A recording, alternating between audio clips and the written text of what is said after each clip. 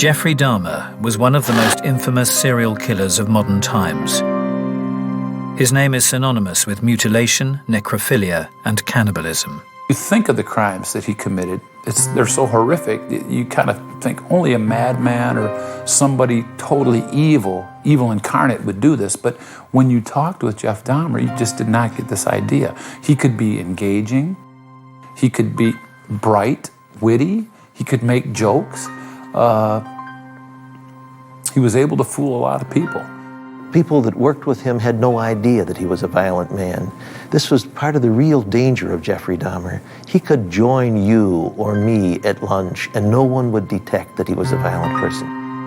Jeffrey Dahmer on the surface was not an abnormal appearing individual. He was fairly good looking, he was well spoken, he was articulate. Never in a million years would I have guessed a homicidal maniac. To me, he's always been really a tragic figure, which is kind of hard for a lot of people to understand. But I don't really think of him as, the serial killer monster. I just think of him as this kid who was spiraling out of control and nobody stopped him.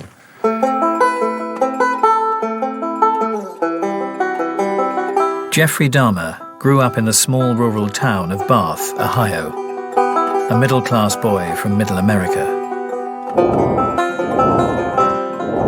Robert Ressler, an FBI behavioral analyst and the man responsible for coining the phrase serial killers, was called in to interview Dahmer. His years of experience interviewing serial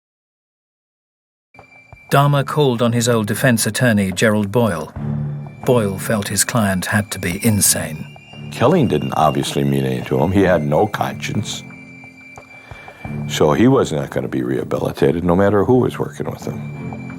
To the average person, killing and eating another human would not be considered a sane act.